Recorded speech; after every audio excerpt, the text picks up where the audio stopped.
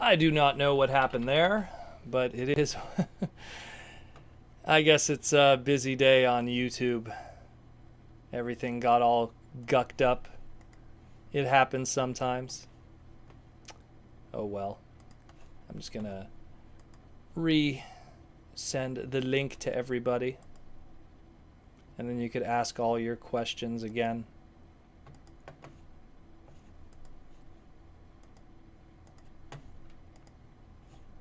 There we go. Sorry about that, people. That was weird. It happens sometimes. I feel like at least once every 2 months we have the stream kind of crash on us and everything like that. It's called Proto Man needs to upgrade to a nice Alienware computer or something. Oh well. What could you do? Again, it's thanks to you guys that I have like this camera and the mic and everything. But what were the questions again? Sorry guys, sorry about that. Where are we at here? I know this will never happen, but I want a Transformers X Pokemon crossover. That would have happened, actually. There was a time where that possibly could have happened when Tomy and Hasbro and Takara were all kind of one entity and owned Pokemon and Transformers. But I don't know about now. I don't think Pokemon now, more than ever, doesn't need... Like, when you have those crossover stuff, it's more like a weaker brand helping out a more popular brand. Now I don't think that's the case. I don't think Pokemon would ever need Transformers. Transformers would need Pokemon. Pokemon doesn't need Transformers. Pokemon's a monster of a brand. But yeah. Thank you so much, Michael. Michael, when all of the Big V stuff ends and everything, this clunker, this thing is gone, man. This thing is gone. Like, look, you guys bought this, okay? You guys paid for this. Like my microphone, pop filter, you guys paid for it. This webcam that we have here, you guys paid for it. Like, you were the guys that, like, everyone who donated and stuff. Because this stuff, it's not cheap. You know, it's not cheap. And I don't do this for a living. I do this for fun. So if it doesn't come out of my paycheck and I'm able to do all this stuff, that's great. But please repeat your questions again and everything. I'm sorry if I missed anything. Everything got deleted and pushed up. It happens. I try to keep a smile when that kind of stuff happens. Downright Superb, also with the super chat. Hate to be a downer, but we need something like BotBots because the TF brand is dying.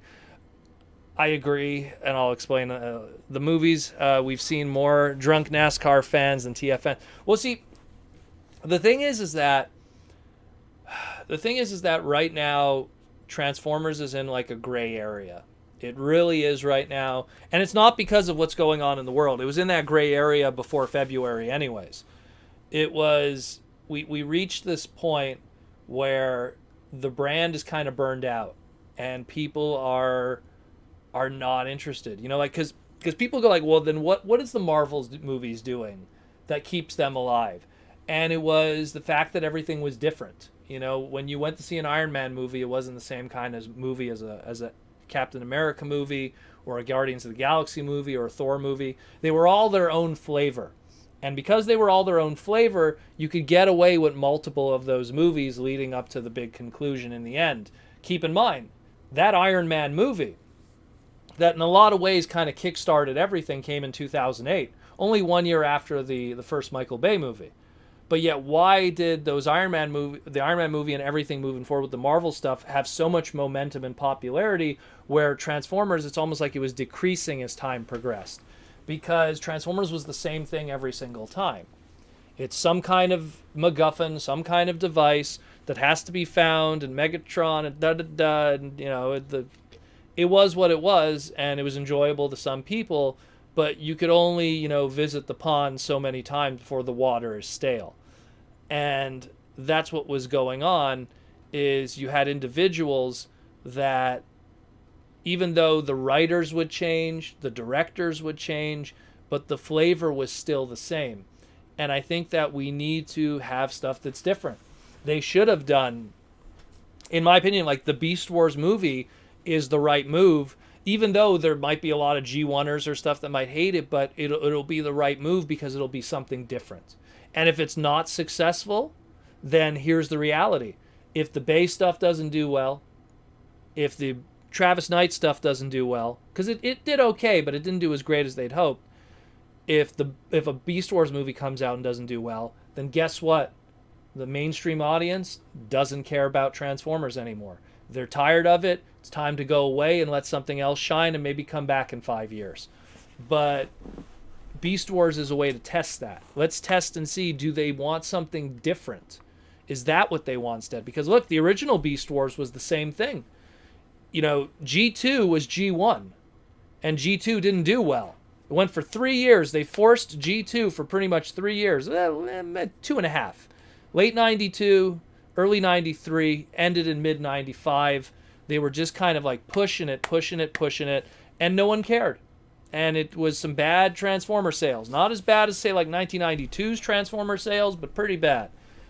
And they literally just, you know, they had to change. And Kenner took the Transformer brand, made Beast Wars, and the rest was history. But it's because it was different. So I really hope that we could leave this gray area that we're in right now and really, you know, find something. Michael Koo says Hasbro needs a keeper like Kevin Feige who taps into the comic stories for. Yeah, well, that's the problem, is that that wasn't the case. There wasn't. They need that one individual who sits down, is really kind of the gatekeeper of the brand and knows what's good for it. But the sad thing is that Hasbro and Allspark Studios and everything like that, they hire a lot of toy company people.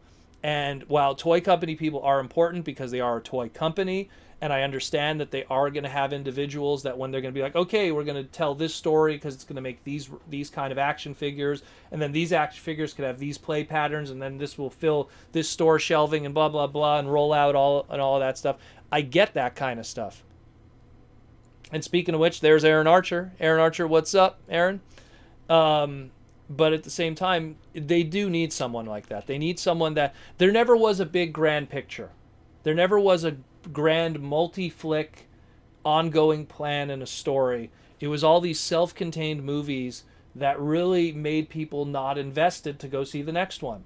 You're not excited to see the next one, so there's a decline in movie tickets. And the Bumblebee movie was something where a lot of people liked it, but a lot of people also didn't come back. So the people who did come back, they enjoyed it. It was something different. It was fun. But at the same time, you know, they lost a lot of people. So by the time the Bumblebee movie came about, you lost... what happened to that $1.3 billion audience that Age of Extinction brought in? What happened to that audience? They were gone. They didn't come back. You lost most of them with The Last Night, and then they were definitely gone by the time we got to the Bumblebee movie. And it doesn't matter if you like the Bumblebee movie or not. I liked it. But it has nothing to do with that. It has to do with the ticket sales, because that's what gets the attention of licensors and all kinds of stuff, and what really makes the money ultimately in the end. You know, like the fact that you could go to Walmart and find Avengers, you know, underwear and cups and bed sheets and all that kind of stuff is because of the success of every single iteration of all those Marvel movies. Now you want to have the same thing for Transformers. You want to have Bumblebee on every pack of M&Ms and on milk bottles, and like literally go to Walmart right now. Black Widow has her own brand of cookies. No joke, it's in the cookie aisle. Go check. Black Widow cookies. It was plans obviously because of the Black Widow movie. But the point is that shows the power of a successful brand and all that stuff following up with it. I wish I had you here, Aaron. You could chime in with your own stuff live and everything. But yeah, it's kind of sucks. Kind of sucks that's it. Protoman, I want a new version of Micromaster combiners like 6 Turbo and 6 Builder. With the same articulation of the Siege Micromasters. Well, that's, I love the Micromasters too from Siege and EarthRise, but they discontinued them because they want to do a new gimmick. Usually the reason why they discontinue a price point or gimmick is because it doesn't sell as well. You know, when mini cons were selling well, they kept that gimmick around for, damn, a while. Like, let me just think, 2001. Man, they kept mini cons around for at least 7 years, maybe 8 years or more, and they still pop up once in a while. So that's, you know, that's a testament to the popularity of mini cons and Armada's toy sales. But well, Marvel wasn't downright superb. He thanks again for the super chat. Marvel wasn't really a dead brand at all. But it's just that Marvel wasn't a brand that was on the big screen really at that time. Because when you really think about it, in the 90s, like let's literally break this down. Early 90s Marvel, comic book sales at a record high, you know, Jim Lee, X-Men #1, Rob Liefeld, X-Force #1, comic sales going through the roof, speculator boom, all that kind of stuff. Mid 90s, comic books are starting to take a decline, but what happened in the mid 90s because of the speculator boom and the Jim Lee thing? Marvel all of a sudden had the X-Men cartoon, the Spider-Man cartoon. All of a sudden kids are watching those. Toy Biz is making tons of money selling X-Men and Spider-Man figures. Like, there was popularity. It was huge. And I argue that during that 90s time, what other brands during like the mid 90s were as popular as Marvel's cartoon brands? Think about like Fox Kids in the 90s. Like, you had like the X-Men cartoon, the Spider-Man cartoon, the Tick, you know, Life with Louie, you know, Animaniacs. They were ruling the airwaves back then. They were huge. Late 90s, you start falling into the CG stuff, Beast Wars and everything. Pokemon came around and anime and really started taking over. But Marvel still was in the limelight. And by 99, 2000, 2001, you got the X-Men movie, which brought X-Men back to the mainstream again. The Spider-Man movie with Tobey Maguire brought Spider-Man back into the mainstream. Marvel goes through their bankruptcy. But even though they went through their bankruptcy, they got saved. And then ultimately in the end, by, you know, people buying assets of them, that kept them alive. And then, you know, every so often a couple movies would come out and keep them in the mainstream. You know? Earthworm Jim. Ugh, I loved Earthworm Jim. That was Playmates, though. Playmates had the rights to Earthworm Jim. I have all the Earthworm Jim figures in the other room carded. I love that line. Dan Castaneda. What a great voice. But either way, you know, there was just so many things going on that I don't think Marvel ever truly bowed out after those first X-Men cartoons. Like, again, it's all thanks to Jim Lee. Jim Lee really got the ball rolling for everything that we have today. Shout out to him, man, because he did a lot. He did a lot that people don't realize. I mean, he gets his recognition, but still, he did a lot more than people really realize. But yeah, I think Marvel never really was dead. Just that they just never were as popular as they are now. As now, they're more like, I mean, I think the better thing is to say, was Iron Man ever that popular? Was you know, Hawkeye ever that popular? Was the Guardians of the Galaxy, was Rocket Raccoon ever that popular? Never. So you know, those movies definitely helped those brands. Those brands, I think Iron Man, you know, on his best day, maybe was like the 80s or something during the Armor Wars, or like, you know, those were like his best books. But even then, even at the peak of that, how many people were reading? How mainstream was it? Not as much. Iron Man was more mainstream, making a cameo in the RoboCop movie than anything else. Dear Proto, what is your favorite Transformer movie? Not counting the 86 movie, which would be #1 any day of the week. Probably the first one. The 2007 movie was a good movie. A good beginning, middle, and end. Was it a great Transformer movie? It was an okay movie. It was a G.I. Joe versus Transformers movie. It was Michael Bay doing what Michael Bay does. He loves the army. He loves explosions. He loves car chases. So he was able to do all of that. Also, it was a shorter run time. It was cleaned up a bit. Michael Bay didn't have completely the reins. You know, there's still Steven Spielberg and the studios hanging over it, kind of making sure that it was still a movie. I love that first one. The second, third, fourth, fifth, you know, attach a catheter to me, because that's a different kind of movie. They have their moments, but they're not exactly good movies, as I would say. I wouldn't recommend them as good movies to just anybody. Dear Proto Man, what is your favorite Screamer-centric episode of G1? Mine is Starscream's Brigade. I always loved. Sorry, it's everyone's sending messages, so it pushes you up. I always loved it when he strikes out on his own and becomes a free agent.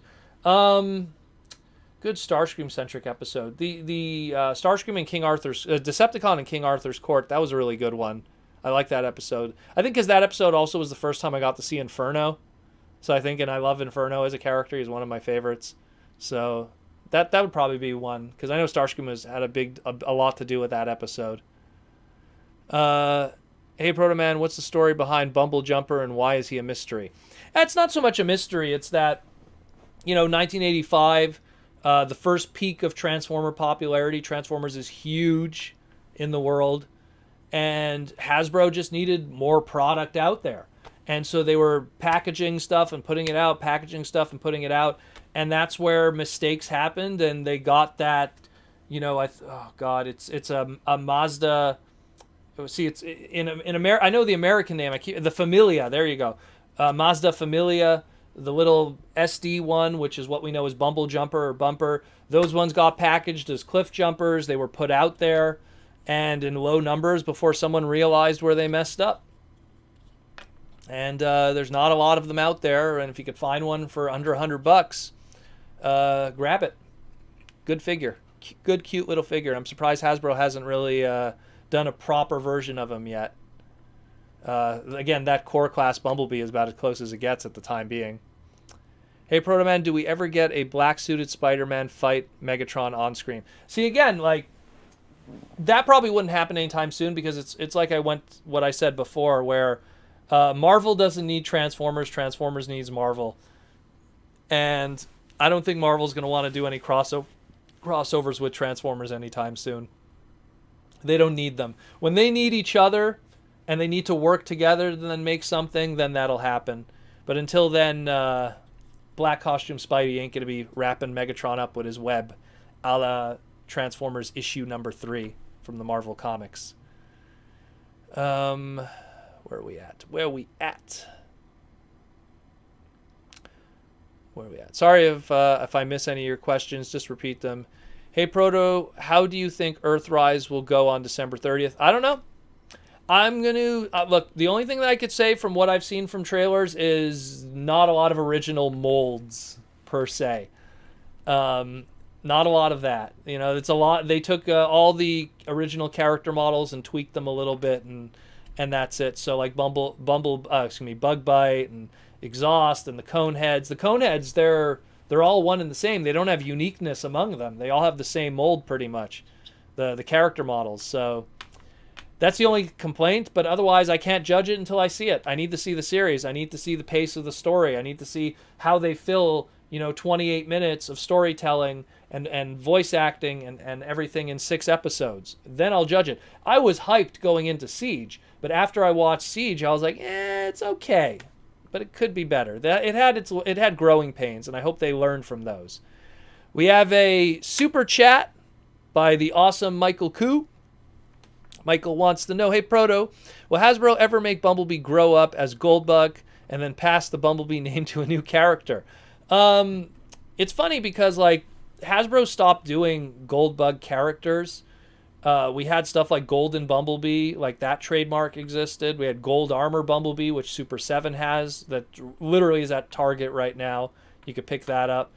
But they really, they saw the money that Bumblebee made from the 2007 movie, and that tumor has not left the brain of Hasbro all this time. Is Bumblebee popular? Without a doubt. Without a doubt he's popular. But it's just stuck there, and they don't want to veer course. It's as if DC just went, but Batman's favorite supervillain is Joker. We just got to put Joker in every movie because if he's not there, then people won't like Batman. So Transformers has existed and succeeded before Bumblebee and after Bumblebee, and you could do it.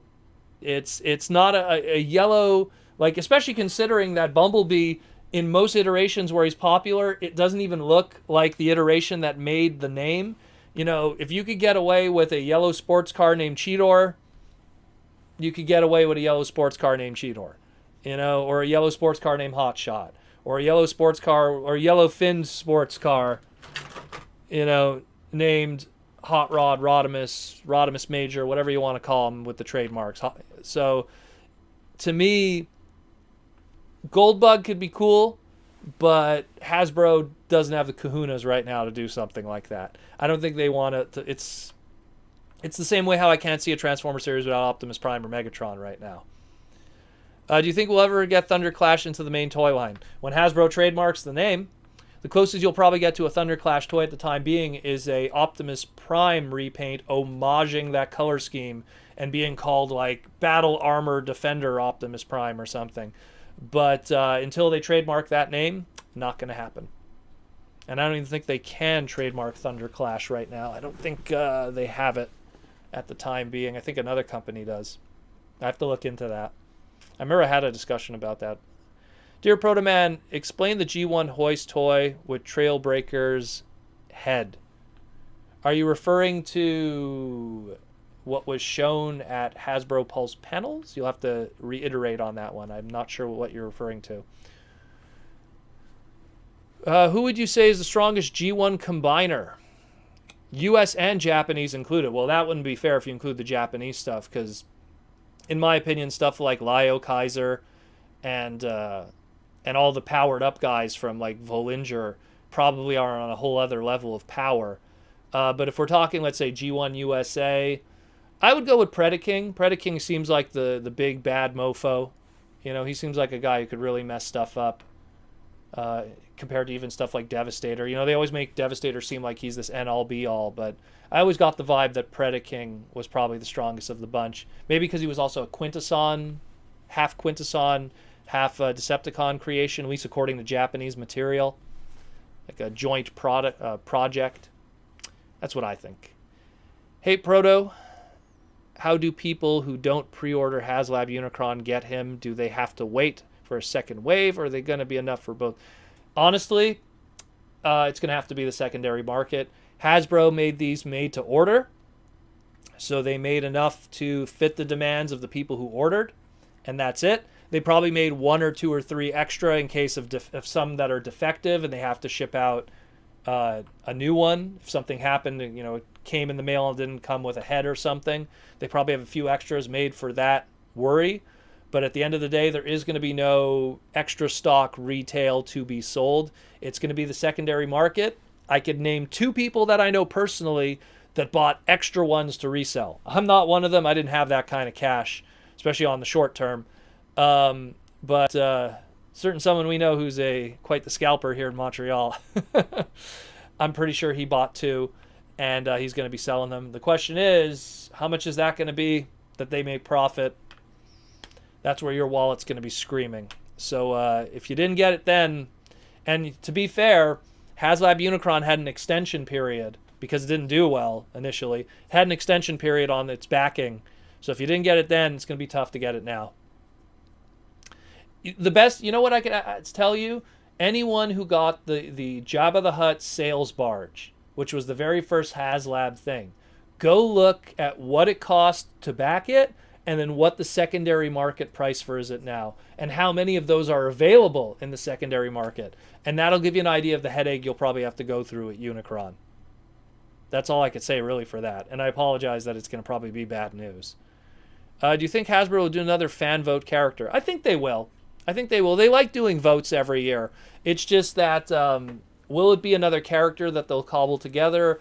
Or is it going to be more of these like, hey, here's these pre-existing characters, vote for the one you want? I think it might be more of that. I don't think we'll get a fan character for a while, but we will get some kind of votes where we hopefully steer the future of some point in the brand. Protoman, do you think we will get characters like the other Autobot Target Masters, Victory characters, etc.? Do you think we will come after Kingdom, Beast Wars? Well, that's way too far ahead to make that call, though. I told you, I've said this before, where let's see what happens with Kingdom. If it's successful, if it sells well, guess what? You're going to be seeing more of that. If it doesn't sell well, then maybe they'll go into Star Saber and Victory. Maybe they'll go into Beast Wars 2nd, although they probably won't go into Beast Wars 2nd if Beast Wars stuff didn't sell. But if Kingdom sells well, there is a chance of Beast Wars 2nd and Beast Wars Neo stuff. Although I probably would lean more on Transmetals and Transmetal 2s and Fusors, but you have a better chance if it does sell well. If Beast Wars didn't sell well, I wouldn't be putting all my money into Beast Wars 2nd and Neo being a thing in the future. Hey Proto, what was the figure that helped solidify your love for the brand? For me, it was 2.0 Sunstreaker Sideswipe. Oh God, well, my first Transformer was Blaster from Generation 1. I got him in 1986. He was on clearance from a place called Pascal's across the street from my house, and my dad bought him for me. So I would say him, I guess. I just thought it was really cool that it was a puzzle play kind of thing. You know, like a Rubik's Cube. So I would just have to say Blaster, because it was my first Transformer. Still have him to this day. I keep him in a box under this very table. Do you think Megatron in the reboot series should be built up Thanos style and sounds like a way to keep people interested? There's plenty of Transformers in its lore that could be Thanos style Transformers without having to attach the Megatron, you know, wagon to it. Like a Thanos character is a megalomaniac character that stands above all, that doesn't even need minions. That's how powerful a Thanos character is. Where Megatron, the second you make him a Thanos character, you ruin an entire Decepticon army of product, and I use the term product, of toys that could be manufactured to coexist with a brand and its storytelling. So you make, like, think about it this way. Endgame Thanos. I'm going to go with what the general audience saw. They watch Endgame Thanos. Oh, wow, Thanos. Everyone knows the name. Name one of his minions that were slowly killed off one at a time in the Endgame and Infinity War movie. Some people could name them because they were actually maybe saw the movie 3-4 times, but in general, the general audience didn't, because they didn't care about those characters. It was all about Thanos. So to make Megatron a Thanos character, you're going to make people not even look at Starscream, Soundwave, and then even the lesser extent to like Bludgeons and Barricades or whoever else they'll put with him. So I would have, like, you know, G-Axis or, you know, the Fallen, have, like, you know, those be the Thanos characters, you know, be the, like, the more upper crust, like low, like, you know, not known to the mainstream, but you can make it known to the mainstream when he's now the Thanos character, you know, like, or Unicron, you know, that, but then you're comparing it to Galactus, but that's a whole other Marvel Cinematic Universe and Cosmic Universe thing. But that's the short answer of it, more or less. There's better ways that you could handle Megatron instead of making him Thanos. The closest we ever got to a Megatron that was Thanos was Beast Wars Megatron, because he was a megalomaniac, and look what he did in Beast Machines. And then, you know. Hey, Proto. Where are we at here? Hey, Proto. Oh, man, everything's just jumping around. Hey, Proto, would you want to see a comic or a small show revolving around Erector and Discharge? Well, Nick, probably not, because that would not be wise. Maybe you want to see a comic about Discharge. Where are we at? Where are we at? Proto, should I buy a Generation Selects Rotostorm? Do you want Rotostorm? Do you like blue helicopters? I can never tell a person what to buy, because everyone loves different things. I love Formula One Transformers. Other people don't. So I have a thing for Formula One Transformers. Race cars. Love those. Proto, your top 2 Transformer characters and toys are my favorite sorry, I'm trying to read this, Bob. Proto, your top 2 Transformer characters and toys, of them, my favorite character is Laserbeak. I don't know what my favorite toy. My favorite second is Bombshell, and the Combiner Wars. Never watched TF besides. So I think what you're trying to ask me is what my favorite character and toy is. My favorite character is Hot Rod, primarily because of the 86 movie. Love Hot Rod. Obviously, it's not my favorite Transformer series. That's Beast Wars, and that is a different bunch of characters. But Hot Rod will always be my favorite character. Favorite toy? I don't know. I own everything. I own everything. I don't own a lot of the new stuff. Obviously, like anyone who saw before, like I'm slowly buying the newer stuff at retail at cheaper prices. But I own so much. I don't know. I love Henkei Hot Rod. I love Star Saber. I love, there's so many great toys. I can't pick one. There's a lot of great masterpieces. Shockwave is amazing. I don't know, the Beast Wars masterpieces like Cheetor and stuff. I love those. All good stuff. All good stuff. Again, guys, if I missed any questions, just be sure to post them again. What about making the villain character that makes Unicron look very weak? Well, you wouldn't want to do that. Again, you're taking a brand IP that is such a big deal. Why would you destroy that? Why would you take something as important as Unicron that you could sell toys and create t-shirts and make this whole thing, and like all of a sudden there's t-shirts in Walmart that say, I have summoned you here for a purpose, and make him pop culture.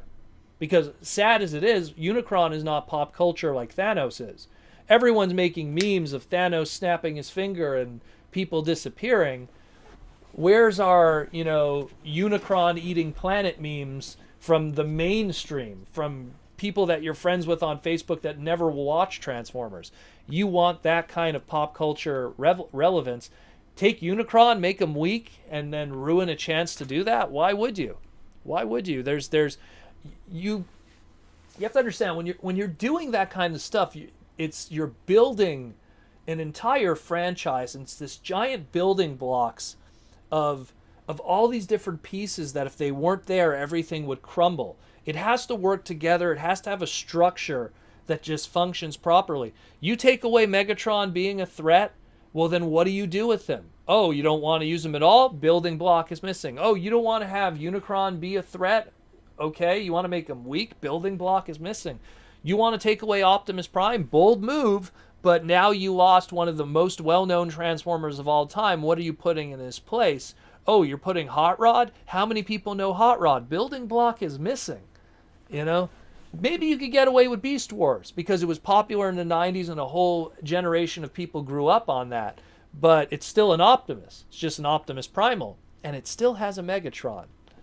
So it's very risky to do that kind of stuff until you create a good foundation. When you create a good foundation, then you could have your Guardians of the Galaxy kind of spin-off movie, a spin-off Transform movie. You could do a weird Thor movie that's actually kind of a comedy, a weird Transformer comedy movie. But if you don't have a good foundation, if you don't have a good Avengers movie foundation that made everyone excited about whatever else comes out, whether it be Black Panther or Captain Marvel or Ant-Man or whatever, all the ones that really people were going like, ooh, I don't know. I don't know if I'm excited to see this one or this one or this one. The ones that are really off the beaten path that weren't part of what was that Avengers movie. That first Avengers movie. You have to really create a good foundation. Where are we at here? I'm sorry again, guys. I know I apologize over here. In case I missed something, get a swig of water in the meantime while I wait. Dear Proto, do you prefer Bludgeon as an honorable warrior or a creepy guy into occult stuff? The Bludgeon that I really liked was Simon Furman's Bludgeon. That really was a Decepticon leader in a lot of ways. I like Bludgeon as, in the chain of command thing, as a guy that could be potentially a Decepticon leader. But that's a personal choice because I really like what Simon Furman did with those Marvel books back in the day, especially those later issues. Like issue, 55 up until the end of the run at 80. Love that stuff. Transformer box art rocks. Is there any way to get high-res prints of the battle scene from the back of the G1 boxes? Probably the best way to get those would be, because I know the Legacy book that had all the art in it, that's still pretty small. That would have to be Mark Watts, but I don't know if he did the first G1 back of the box art. I know he did most of them. Mark Watts hasn't done any cons yet, but we would love to get him at a con. He's the guy who did a lot of the G1 box art, the mini bots and the stuff like that. Google Mark Watts. Try to find him. You could contact him. Maybe he might have something. And then get him to come to TFCon so we could give him a booth. Dear Protoman, who do you think is stronger, Galactus or Unicron? Well, Unicron looks like he physically gets damaged when he gets attacked. If the Dinobots are tearing up his butt, where Galactus seems like something that can't physically get hurt, except by someone who kind of has his own powers. So I'd have to lean on Galactus, unfortunately. It's just the truth of the matter as someone who's read Marvel comics his whole life. Protoman, do you think Takara will have Ginrai based as a Power Master Optimus Prime? I wish there was one with a transforming cab. Maybe in the future. I don't think they're going to revisit that idea anytime soon. We already got one not too long ago with Power of the Primes and stuff like that. So, or was it Titan Returns? Either way, one or the other. They all kind of merged together now with me at this point. Where are we at? Protoman, will we ever get toys of the G1 Train and Deathsaurus, and will we get Beast Wars and animated other reissues that we'll get in Kingdom? Ooh, it's a loaded one, Bob. We'll do it in parts here. Will we ever get a G1 Train or Deathsaurus? Maybe. Deathsaurus I could see at some point. They have that trademark. They just never use it. G1 Trains, I guess the train bots you're referring to. Raiden is on its way as a masterpiece.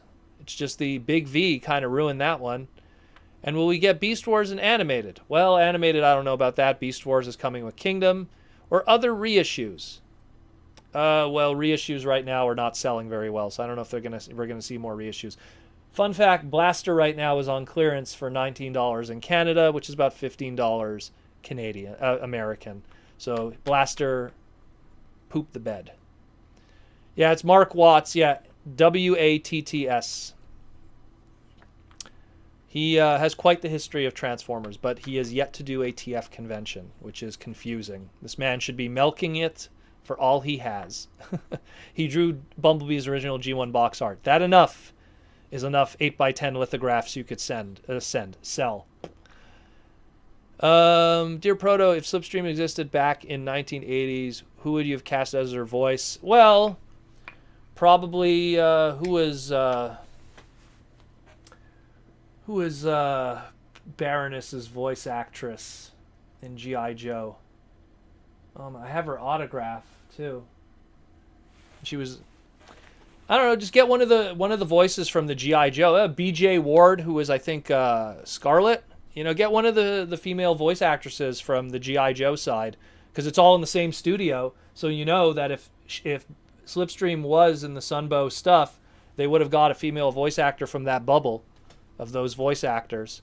So pick someone from G.I. Joe, and she probably would have ended up there. I think it was Marilyn Lightstone? No, that's Crasher from GoBots. I'm getting them mixed up. I'm not very good with the voice actors. Protoman, what TF line would you like to see reissued? Well, nothing that would benefit me, so it'd have to be obviously something that benefits you guys. I think it's all really about timing. And at this point, like, the best I would say is if we had a Beast Wars movie, to do a small little line of Beast Wars reissues, assuming that the budget for a deluxe would work with the budget for as a deluxe today. But I don't know. Like, Beast Wars I could see. Again, the reissue lines were not doing well. The G1 stuff was all going on clearance. And it was bad stuff, man. Walmart is going to really rethink what they're going to do with those reissues with Hasbro in the future. Michael Koo with the super chat. Thank you, Michael. Started watching Transformers Cyberverse, and the premise of No Memory B tells me that Hasbro needs to move on or do something brand new. But Hasbro really needs to... Well, see, and Michael, there's I don't know how far you're in it already, but you're going to see a lot of parallels to movie stuff too. Like, they really need to get away from that stuff, man. But I honestly firmly believe they didn't stand by the Cyberverse line anyways. I've said it many times already, but I think that Cyberverse was a big wasted opportunity by Hasbro. It's something that had a lot of potential. It was a fun series, and they just didn't care. They were too hyper-focused on other stuff. Morgan Lofting. Thank you, Alex. Morgan Lofting. I met her so many times Yeah, and she did animated direct strip. There you go. Proto, could the Transformers brand learn anything from the success of The Mandalorian? Well, not really. The thing is that The Mandalorian's, I don't want to go off too much on a Star Wars rant.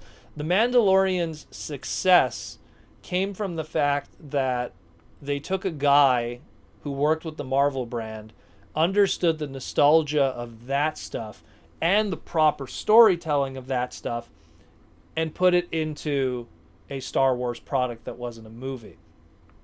I don't care what anyone says here. This is just my own personal opinion. The new trilogy stuff was dog poop. It was. I didn't like it. I thought it was terrible. If I could, I'd act like it never even happened. But it's something that The Mandalorian wasn't that. So what could Transformers learn from that? Well, that's like saying, well, you got to take the nostalgia from Transformers and infuse that in. I think that's the problem with Transformers right now.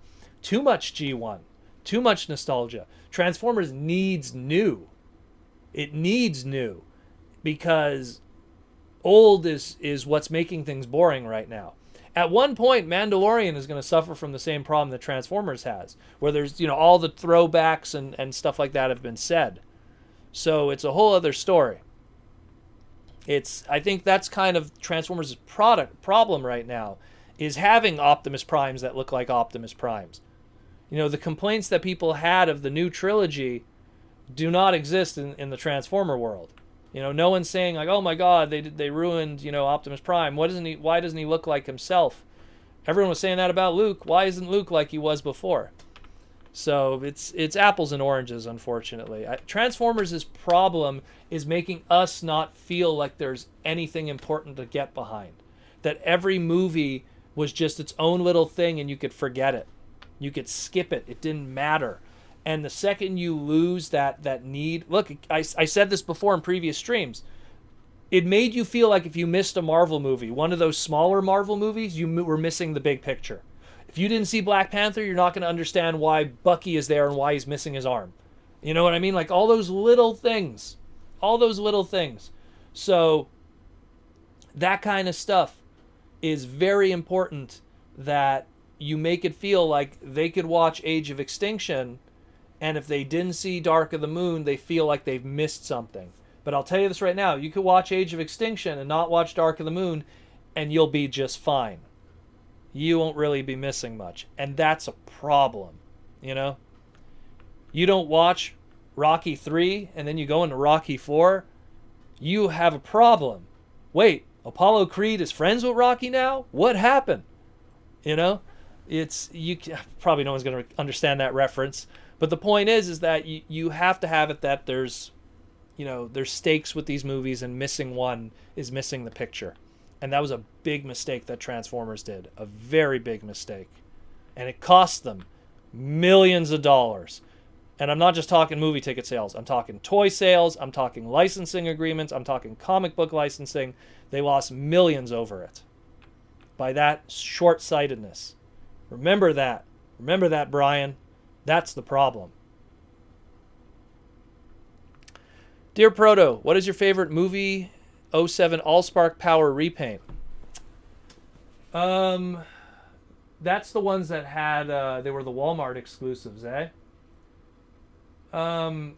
Let's go with Fracture. Does Fracture count as part of that? I guess you could. Would you count Fracture, which was the GoBot Mirage? And it's funny because it's not even a movie toy; it's a repaint of the Mirage mold, and it's a Formula One car.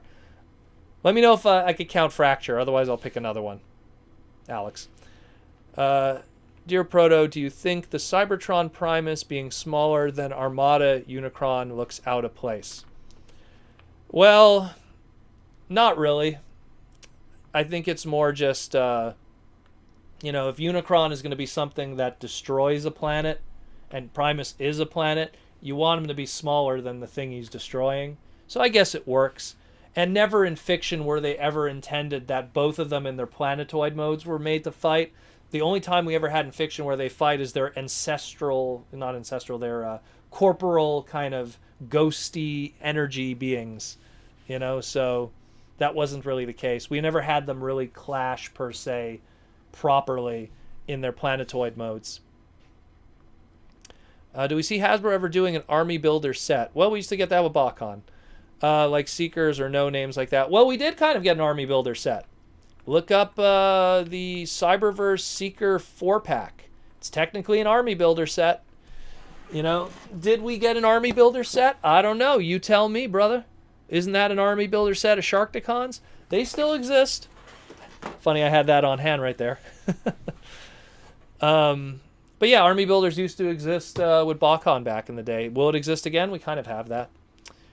Dear Proto, do you think the Cybertron Prime... Okay, I saw that one already. Next TF movie, Bludgeon should kill all the existing Autobots and Decepticons. Then new characters are created just for the movie. Bad idea, but Michael, because then you're killing a whole bunch of IPs that Hasbro invests in.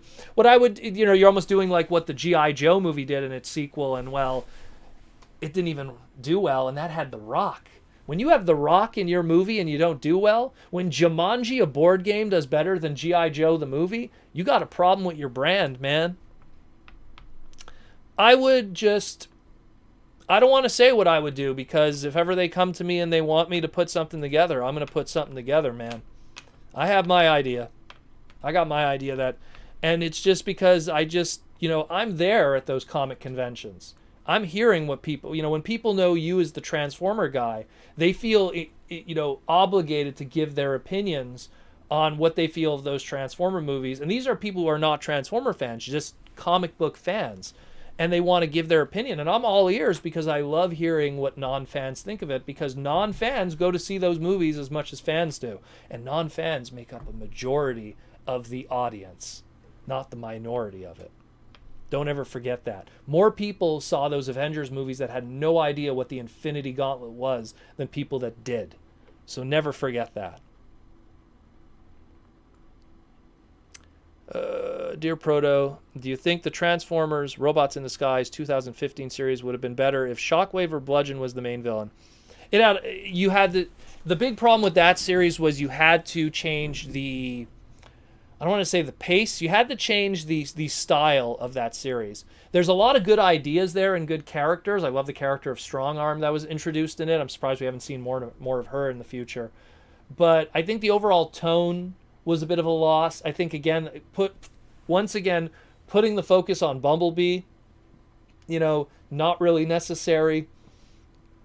There was good ideas, but it got lost. It got lost there. And that's why not a lot of people talk about Robots in Disguise 2015 and don't celebrate it as much.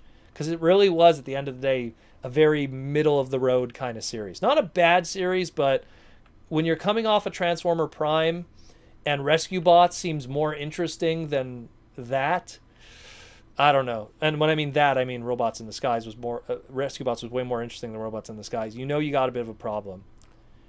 Do you think a new Victory series updated for today would work? Well, first of all, they'd have to put together all the trademarks. They'd have to have all those trademarks, number one. Number two, as sad as it is to say, the original Transformer Victory run, like the original run back in 1989 to 90, didn't do well. So if Transformers Victory didn't do well in its original run and didn't save the brand in Japan back then, didn't have the best ratings and everything in Japan. That's why Transformers Zone ended up just being a one-shot OVA, and that was it. What makes you think that a second time around it would? And don't get me wrong, I love Starsaber. It's one of my favorite Transformer characters. He's in that top 10 for sure. But I can't see it, you got to stick to the beats. You got to have Bumblebee. He just doesn't need to be in the front, dancing in your face. But he has to be there. You got to have Optimus Prime. Afterwards, when you build something up, then you could then take it away. But we're at such a low right now that you can't take away Optimus when we're at a low. You got to do something different, but you got to do something different with Optimus Prime. That's the problem, is people don't want to do anything different. They want to do the same thing. Dear Proto, do you hear Judd Nelson's voice in your head whenever you read the IDW? Yeah, of course. 200%. I always hear Judd Nelson's voice when I read Hot Rod. I always do. That'll always be the best Hot Rod. Always. This is the best hot rod toy, by the way. Like, that's my Judd Nelson rod. I love this thing. Statue. I'll put you right here. But yeah, I always hear Judd Nelson. Certain characters and certain voice actors will forever be how I hear their voice. When you imagine, you wouldn't think that you'd hear Frank Welker's Megatron when you read More Meets the Eyes. Megatron, it's very different. Oh, there goes my cover. It's very different kind of Megatron, but I still kind of hear it bumping around in the back there. Hey Proto, so with so much EarthRise toy line being made into exclusives, are you worried that any of the figures you won't be able to get for a cheaper price down the road? Me, no. Number one, because I don't rely on eBay as my only way to get secondary market product.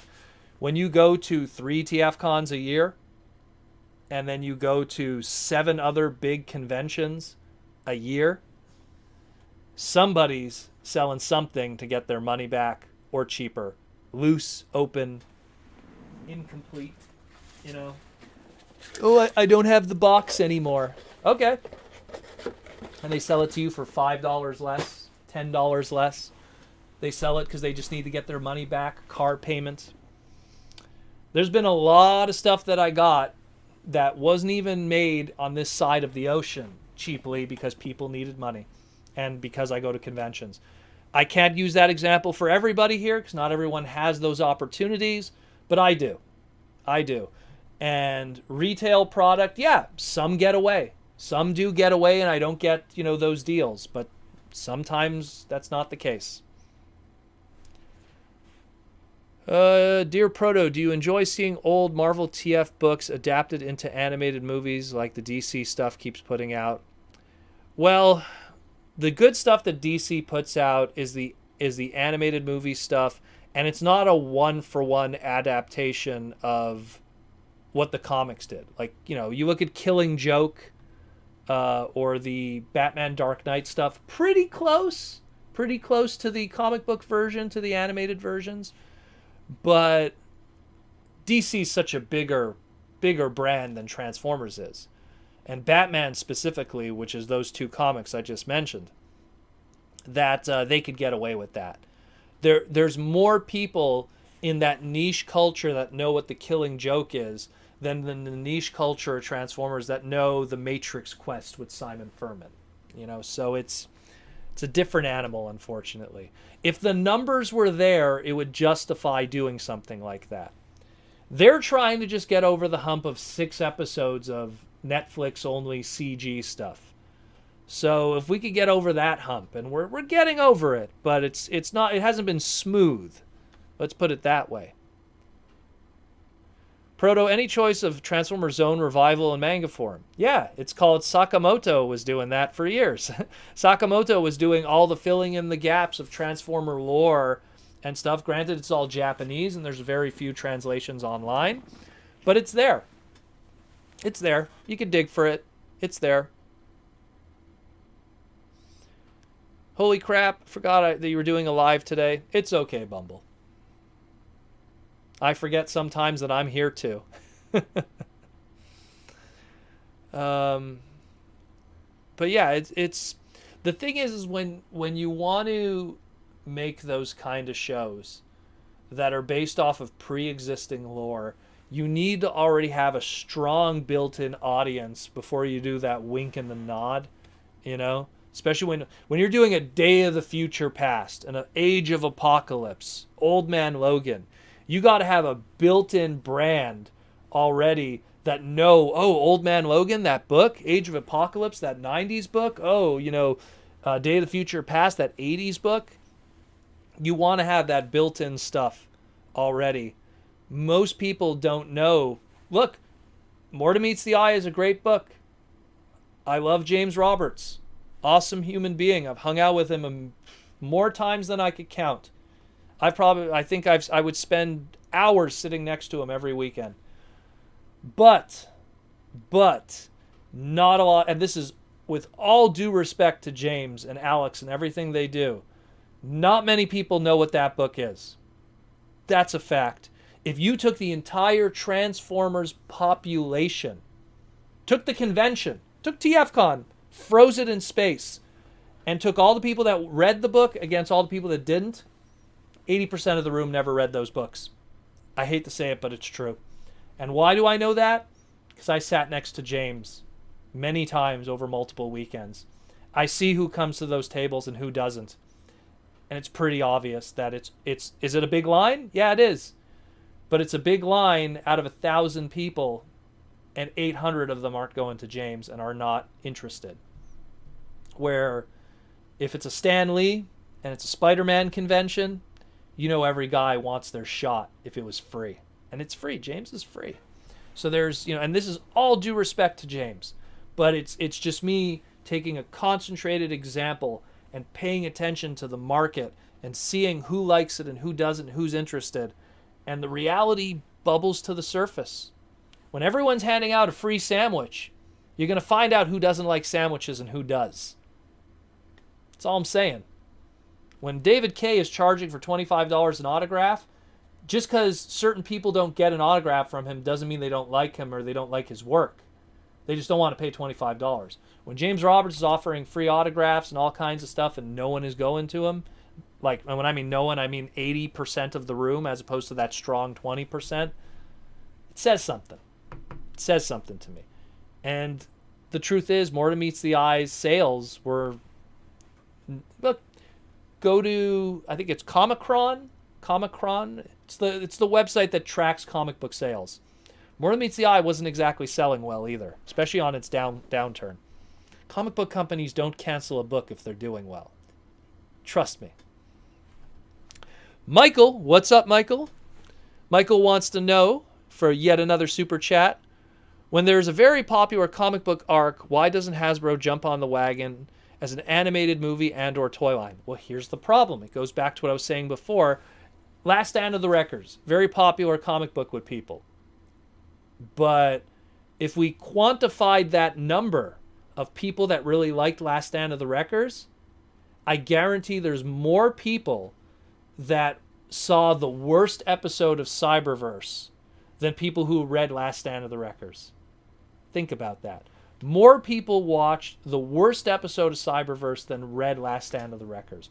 More people watched your least favorite episode of Beast Machines than read Last Stand of the Wreckers.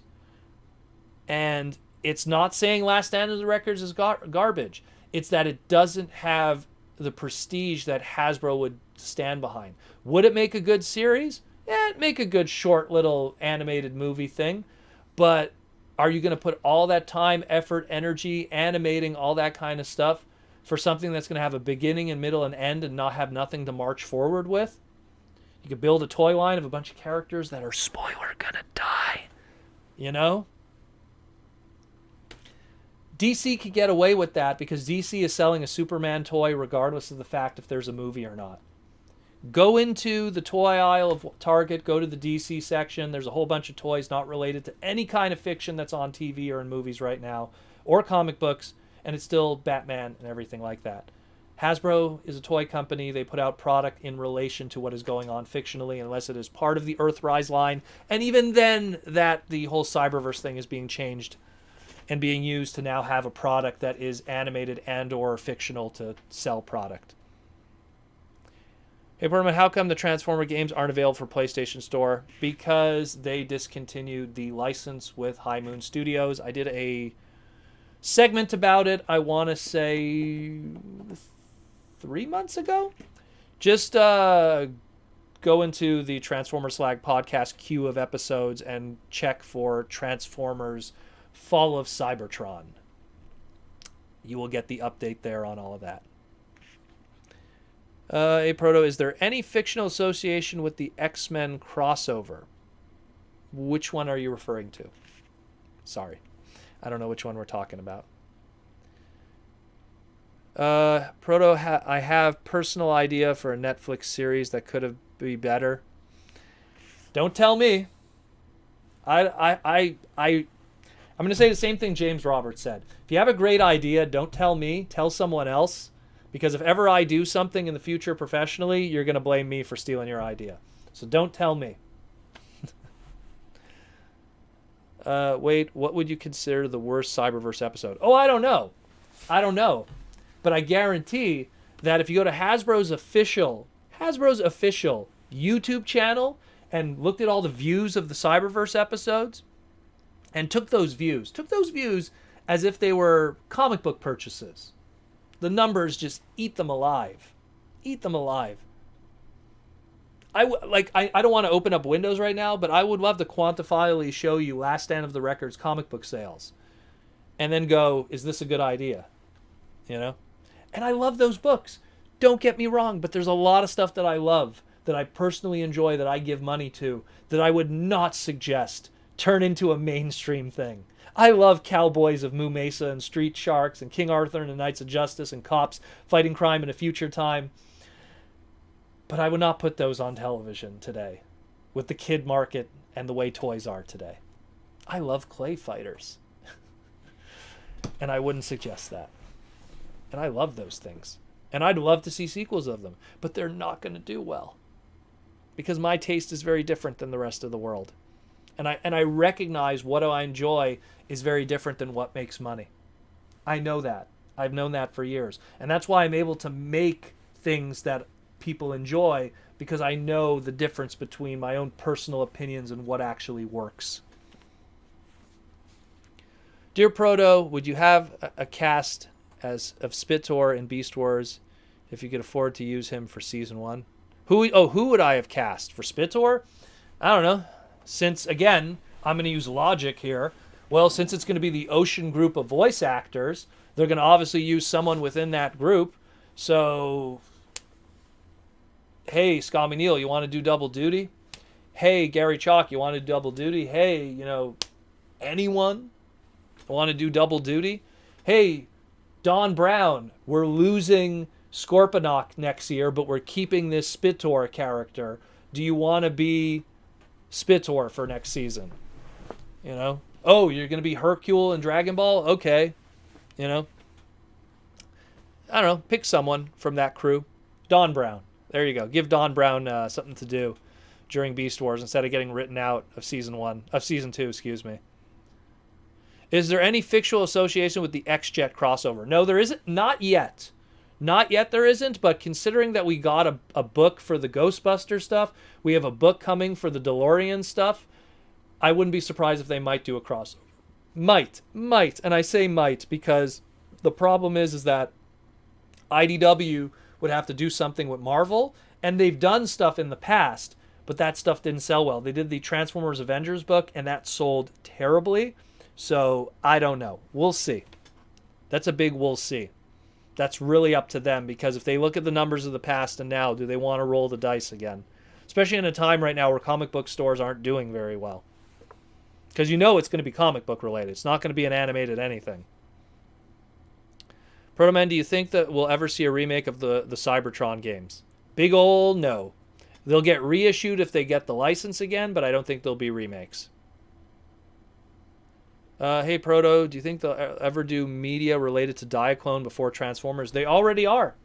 The Diaclone stuff right now has their Diaclone Rebirth line. They did some CG stuff that I posted on my Twitter. They want to do a manga, and they're planning actually to do an animated series if the manga does well. So stay tuned for that, because I'll talk about it when the time comes. The last 2 waves of Siege and EarthRise had Autobot Commander classes. Do you think we will get a Decepticon Commander class in Kingdom? It's whatever makes sense for that price point. Think of big Decepticon characters, like big Decepticon characters. That's a short list. It's usually Combiners or Tidal Wave, which always comes up. Where Autobots have a lot of big guys that you could think of. Big, iconic guys. And when you think about it, Jetfire technically was a Decepticon before he was an Autobot. So maybe we already did get our Commander class Jetfire Decepticon. What's your favorite bludgeon moment from the comics and why? Let's go with... Man, you're putting me on the spot because there's so much good shit. Oh, but G2 had some good stuff too. See, I want to reach for the books and pull out some. Let's go with a weird one. Let's go with Bludgeon and what was happening with the last Autobot. What issue was that? I want to say 77? 76? That was some good stuff. I don't want to spoil, though. People haven't read those. Read Simon Furman's stuff. Same thing like More Meets the Eye. Like, people who still haven't read those books. When's the stream going to end? In 14 minutes, my friend. We always go usually until 10 o'clock. Do you think we'll see anything outside of Beast Wars and G1 and Masterpiece? They tried. They tried with the X-Kaiser stuff. It didn't do well. There's rumors that one day we might get something from Armada. It always makes the vote list. But we'll see. It's not really a matter of do they want to try it. It's a matter of will it sell. Like, think about what your idea would be outside of the box. Because they do movie stuff. And the movie stuff sells to the Chinese market very well. Doesn't do well here, but it sells amazing in the Chinese market. So it's really would it sell. Where are we at here? Yeah, Rampage could work as a commander class. But that's a Predacon. That's not a Decepticon. He was asking a Decepticon. I always said, like, try Predacus Combiner as a commander. Do, like, 3 Deluxes that combine. But again, that's a Predacon, not a Decepticon. Do you think G1 Masterpiece figures are going downhill? No. No. They still have plenty of bullets in that gun. You know that when they're going to do a Masterpiece Cup, people are going to be paying attention. You know when they're going to be doing a Masterpiece Blur, people are going to be paying attention. You know when they're going to be doing Masterpiece Springer, people are going to be paying attention. You know that when they're going to finally get around to, like, Trailbreaker, they're going to pay attention. So they still got plenty to go. Plenty to go. Protoman, do you think I should get Combiner Wars Devastator? Do you like combiners? Do you have the space for a big Devastator? Do you have $149? Those are 3 questions you need to ask yourself. Tigerhawk without the Vok being introduced. I don't know how that would happen. The Vok has to be involved with that, but sure. Thunderwing is a commander class. I like the character of Thunderwing. I don't imagine him as a commander class sized figure. I could see him as a large leader or like a large deluxe or even like a Voyager, but I don't know about a commander class. They'd have to, like, put a whole bunch of stuff around him to justify that price point, but still make him a smaller figure, in my opinion. Dear Proto, do you have any of the Magnificus figures? I have the original. I have the original that came with, God, what was his name? It was that Microman figure that came with. I actually still have it mint in box. It's hard to see. You can barely see it there. I have, like, my e-hobby display. So, it is what it is. Love your channel. Check out my Beast Wars collection. Need views. Check out James's Beast Wars collection. Shill, James. Shill. If you could have 3 more years of BotCon, what 3 teams would you go with? I've talked about this in the past. If BotCon 2017 would have been a thing, you guys would have had another animated year out of me. Because that's what I would have pushed for development. And it would have been awesome.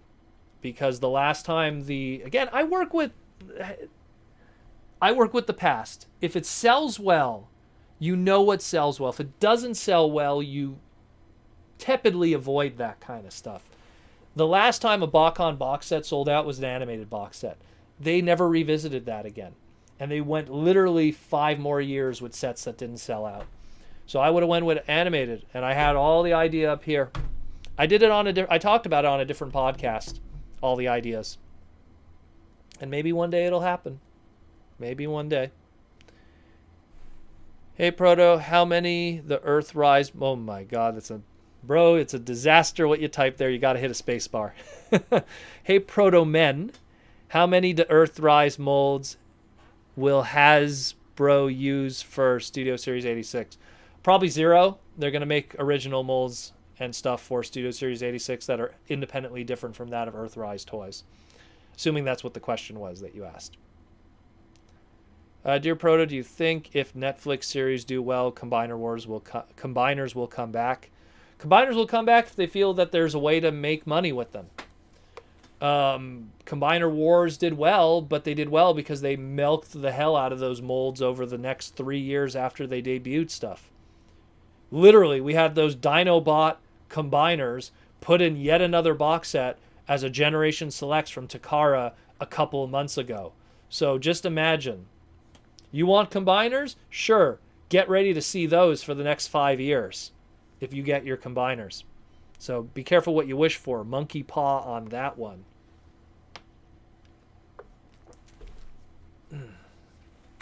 We got 8 minutes, guys.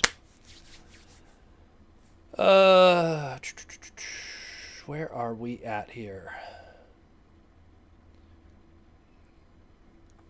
Where are we at? I'm all lost. Everything's like... Think that War for Cybertron Unicron might be available for the public in limited numbers. First of all, no, because there's not a single store on the planet that would have store shelves for it. Second of all, if they would have done something like... First of all, they have yet to make... Haslab is yet to make a product that was backed that they had extras that they sold on their store.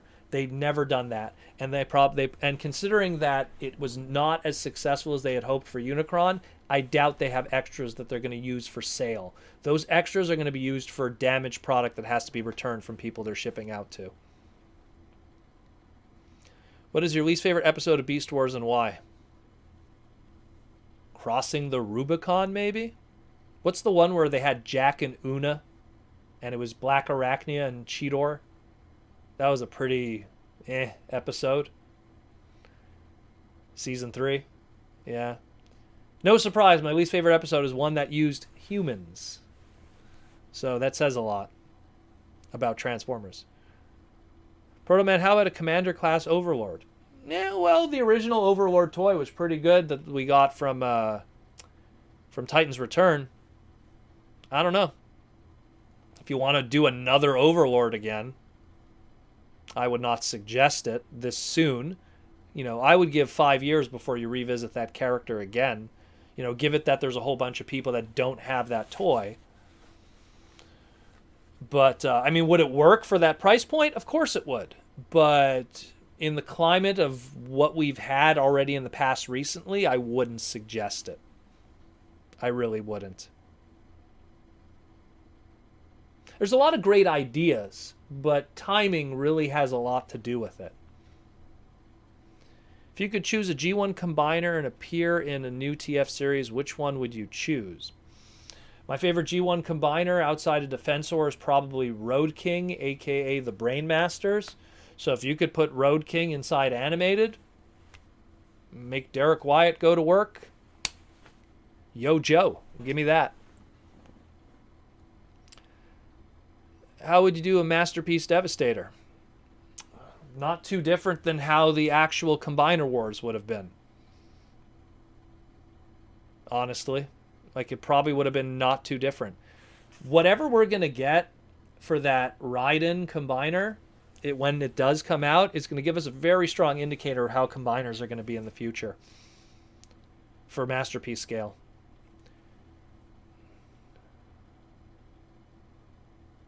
Dear Proto, do you also want David Warner himself to finally voice Shockwave in something? I have no idea who David Warner is. No offense to Corey Burton. Well, look, my favorite Shockwave comes from the Marvel Comics, and Corey Burton is kind of a weird voice to be using. I liked Transformers Prime Shockwave. What was his name there? He was Depth Charge's voice actor. I liked his Shockwave. That was a good one. Nice deep voice.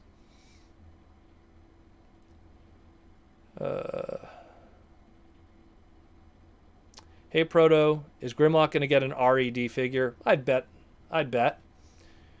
Original 7 are always going to, Legendary 7 are always going to make that RID listing. So Grimlock will get a figure.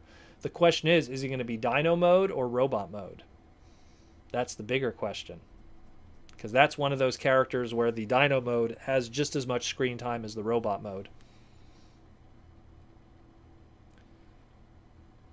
Galvatron 2 is a commander class. When you already have a Galvatron 1 that's going to be a leader class, I don't know about that. Hey Proto, what do you think why do you think they get wrong with writing humans? It's not that they get anything wrong with writing humans, it's that when you have humans in Transformers, you got to have a good reason for them to be there. When you involve humans, they're either going to be cheerleaders or they get in the way. And when they do engage in fighting, you got to do something with them that makes it believable. So you have army stuff, which kind of worked for the 2007 movie, or you have Master Force and that kind of stuff, which kind of works, but it's still kind of a Sentai series in a lot of senses. It's hard to have humans there because the big complaint is if they're there for some reason, people like to write them as the focus, which they shouldn't be. David Sobolov, thank you. It's sad because I met him like 3 times and I keep forgetting his name. Really nice guy, too. He was one of the few non-Beast Wars guys during that TFCon year in LA, where it was like almost every G1 character. Hey, Protoman, what do you think they get wrong? Okay, it's the same thing again. Michael Koo, Japanese love train toys. Yes, they do. Yes, they do. Trains are a big cultural thing over there that people have no way of understanding here in America. It's like pickup trucks for us, where they would never understand pickup trucks over there. I think Aaron Archer talked about that, how, you guys can't see it, Armada Optimus Prime over there, because he was a Ford Ram pickup truck, and for him to be released over there in Vinyl Tech, which is alternators in Japan, that's a car that they can't connect with because pickup trucks aren't a big deal over there. The flip side of it is in America, bullet trains aren't a big deal over here. But over there, they love them. Love them. It's part of their daily lives. Dear Protoman, what is your favorite American Decepticon Pretender figure and your favorite Japanese Decepticon Pretender figure? American Pretender, obviously I would have to say either Thunderwing or Bludgeon. Skullgrin gets like an honorable mention. Japanese Pretender, it has to be Metal Hawk. Metal Hawk is awesome. Oh, it's a Japanese Decepticon Pretender. Well then,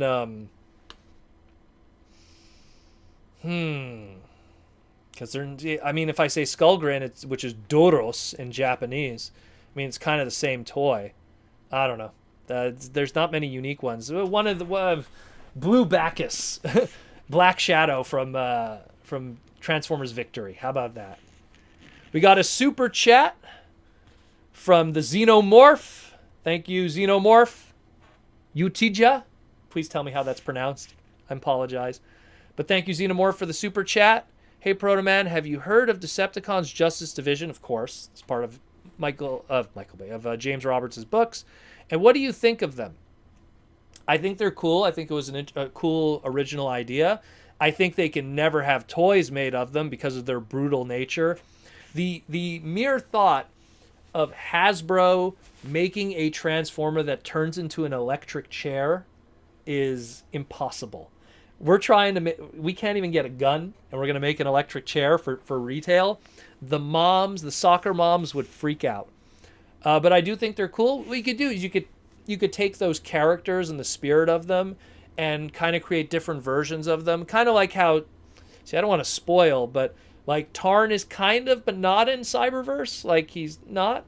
I don't know. I don't want to get into it, but you could kind of take the spirit of those characters and place them elsewhere. All right, guys, we're at the end mark. I'm gonna just take like a few more questions and that's it. All right, because we're gonna have to call it a day soon. Hey, Proto, what do you think of the voice cast for Kingdom? Do you hope that they will get sound-alikes? I mean, I would love it if they got the Beast Wars cast, but they're going to just get sound-alikes or something. Or they won't get sound-alikes at all. They'll just get something that's meh. How many people here enjoyed what they did thus far with Siege from a voice acting standpoint? It's going to be the same for the other two. So don't forget that. Hey, Pro, do you think the bots' faces should be styled like the Deadpool Colossus in? Oh, you're talking about how Colossus was in the Deadpool movies? No, it really depends on which character it is. Some characters need to have those emoting faces, like like a certain Hot Rod or something. But some characters, you could have a mouthpiece and be more organic and or more hard, I guess is the best way to put it. But yeah, last question of the night is going to come from Alex here. Dear Proto, do you wish the 80s cartoon did more with Blitzwing in Season 3 of Five Faces of Darkness? He was sort of a prototype of Dinobot. Blitzwing had his time in the sun. It's to sell toys. And Michael says, thanks for all the years of thanks for the year-end live stream. Happy freaking New Year. That's what I'm going to say too. We're going to cut it off here, guys. Again, thank you everyone who comes out for everything that I do, who watches all our segments, who likes, who subscribes, who thumbs up, who shares, who hits that bell. All my Patreon people, again, thank you again for all the support and love that you guys give me. Patreon and YouTube members, you guys literally are the guys that keep this thing afloat. I'm so grateful for you people who hook me up and keep me afloat. Thanks again to Hasbro and Symbiote Studios. Oh, I'm so bad with this. Hasbro and Symbiote Studios for being sponsors who hook us up with free stuff to give to you guys every so often, whether it be plush, pins, or otherwise. Again, if you want to pick up stuff from Symbiote Studios, symbiotestudios.com. Go check them out. Promo code ProtoMan over there. Protomass promo code, get $10 off, get some cool stuff from them, symbiotestudios.com. If you want to support us and the podcast, patreon.com/protoman. Come join us, be part of the Patreon. Starting next year, the Discord is going to be Patreon only. We're going to be upping the quality of the Discord, a lot of cool stuff in it. But I want to make it special. So I'm going to make it Patreon only in the future. Again, thanks to everyone who watches and who engages with everything that I do. And we're going to see each other. This is the last one of this year. We're going to see each other next year. So I'm just grateful for all the stuff that you guys do. The fact that you guys enjoy what I do and everything that I put out all these years. Awesome stuff. It's just as much, thanks to you guys than me just waking up and putting this stuff together every day in between my hours at work and everything. But thanks again, everyone. I'm grateful, and I'll always be here to help you guys out with everything in the Transformer world. So, as I always say, like I always do, roll out.